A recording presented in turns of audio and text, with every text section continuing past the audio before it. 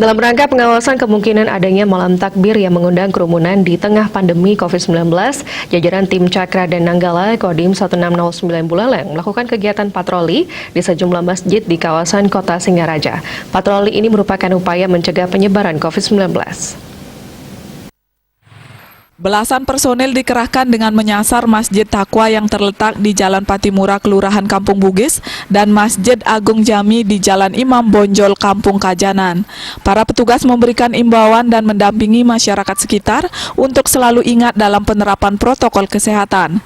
Kasdim 1609 Buleleng Gede Merta Santosa menjelaskan, pihaknya mengawasi kemungkinan adanya malam takbiran yang menimbulkan kerumunan dan meningkatkan risiko penyebaran COVID-19. Pihaknya melakukan pendekatan yang humanis dan santun kepada masyarakat serta pengurus masjid untuk tidak melakukan malam takbiran. Kasdes menambahkan pihak keamanan bukan melarang ibadah bagi umat muslim, namun di tengah pandemi COVID-19 kegiatan yang mengundang kerumunan rentan meningkatkan penyebaran COVID-19. Terlebih lagi Buleleng saat ini sudah masuk kategori zona merah.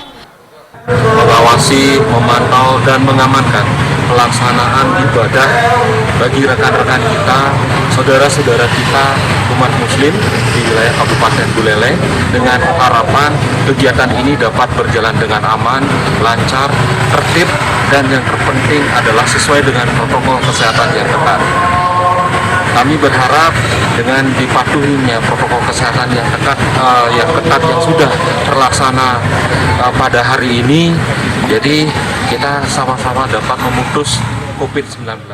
Malam takbiran sendiri seharusnya sudah dilakukan sejak Rabu malam, namun Satgas COVID-19 Buleleng melarang dilakukannya malam takbiran dalam rangka menyambut Idul Fitri 1442 Hijriah.